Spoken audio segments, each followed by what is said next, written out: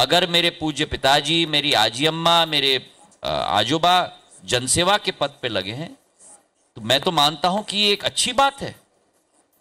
पर व्यक्ति का, परिवार का एक व्यक्ति ही परिवार का जनसेवा के पद पे रहे, ये सदैव, कम से कम इस परिवार में मेरे पूज्य पिताजी के समय से ये नियम लागू है। तो आप जब तक रहेंगे महाआर्यमन राजनीति में, मेन पॉलिटिक्स में नहीं है। बीजेपी इस मूड में रहती है कि अक्सर कांग्रेस को कहती है कि वो वहां परिवार की राजनीति होती है, परिवारवाद के बीच में राजनीति होती है, लेकिन ऐसे कई घराने हैं बीजेपी में भी जहां परिवारवाद चल रहा है। कांग्रेस कहती है कि वो हमसे ज्यादा परिवारवाद के काम करती है और मुझे कोसती है कि परिवारवाद। मेरा तो बड़ा सिंपल रूल है, मैं आपको बताऊं परिवेश जी, जो मेरे पूज्य पिताजी ने स्थापित किया था, ये श्रेय अगर किसी को जाता है तो उनको जाता है, मुझे नहीं। पर मैंने उनकी परंपरा और उनकी नियम, मेरे लिए वो रोल मॉडल थे, सदैव रहेंगे। वो नियम मैंने अपने ज़िंदगी में भी लागू किया है।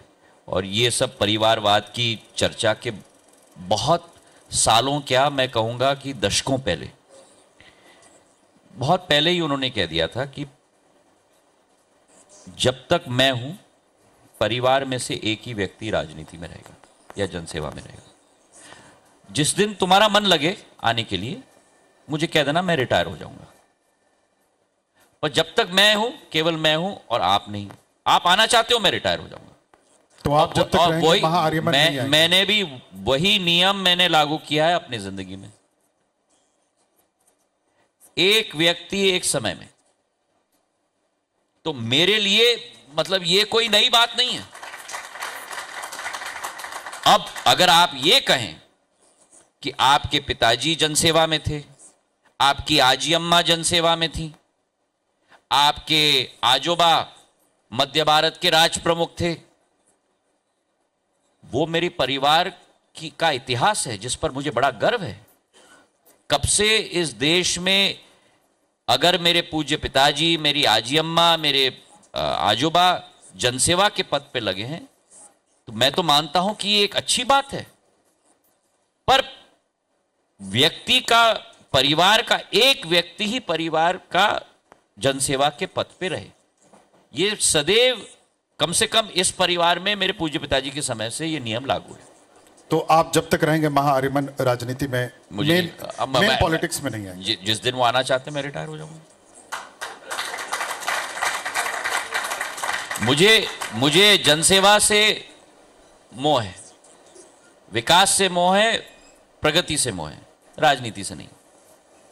राजनीति बड़ी कूटनीतिक भी होती है। मैं चीजें बनाने में प्रेम रखता हूं, चीजें बनाने में मेरी फुर्ती रहती है, चीजें बनाने में, लोगों को आगे बढ़ाने में मेरी आशा रहती है। कभी कभी राजनीति में बड़ी केंकड़े वाली आदत रहती है कि अगर प्रवेश जी आगे बढ़ रहे हैं और मैं आप तक नहीं पहुंच सकता तो मैं अपने आप को ना आगे बढ़ाऊं, मैं आपके टांग को पकड़ के ऐसे खींच दूं कि आपको धरातल पे ला दूं। मैं उस पर विश्वास नहीं करता। ये जिंदगी थोड़ा, मेरी विचारधारा उस घटना के बाद थोड़ी आध्यात्मिक हुई है। भगवान ने हमको एक जिंदगी दी है, सीमित समय आपको और हमें इस पृथ्वी पर दिया है। उस सीमित समय में लोगों के दिल जीतो, अच्छा काम करो, अपने दुश्मनों का भी या प्रतिद्वंदियों का भी कभी बुरा मत सोचो, भला सोचो, क्योंकि अंत में जवाब आपको और हमें यहां नहीं देना है, हमको वहां देना है। कुछ सवाल ना, क्योंकि आपने पहले ही मुझे मना किया अतीत के सवाल ना हो, लेकिन मुझे लगता है ना कि मुझे लगता है संध्या साहब कि अतीत बहुत कुछ सीख दे जाता है। जो सीख मैं आपके चेहरे पे साफ पढ़ रहा हूँ, दिख रहा है, आपकी वो बॉडी लैंग्वेज बता रही है कि आप में वो जो चेंजेस मैं देख रहा हूँ, जो सुकून, जो शांति आपके चेहरे पे, जो शीतलता दिख रही है, वो अद्भुत दिख रही है मुझे। तो मैं यहाँ से मानूं कि ये जो पूरा विपक्ष का कुनबा जो इकट्ठा हो रहा है और मध्य प्रदेश में जिस शीतलता के साथ आप खड़े हो रहे हैं, जिस ताकत के साथ आप उस जमीन को तैयार कर रहे हैं, कि यहाँ बहुत बड़ा बदलाव दिखेगा 2024 के लिए। मैं तो ये मानता हूं कि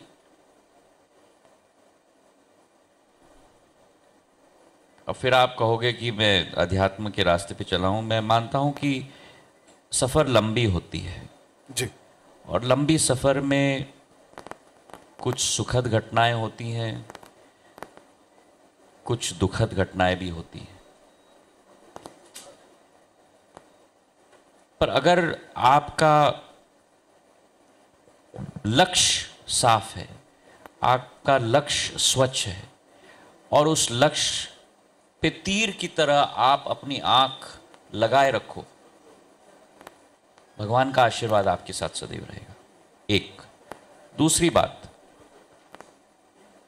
सत्य का रास्ता कठिन होता है,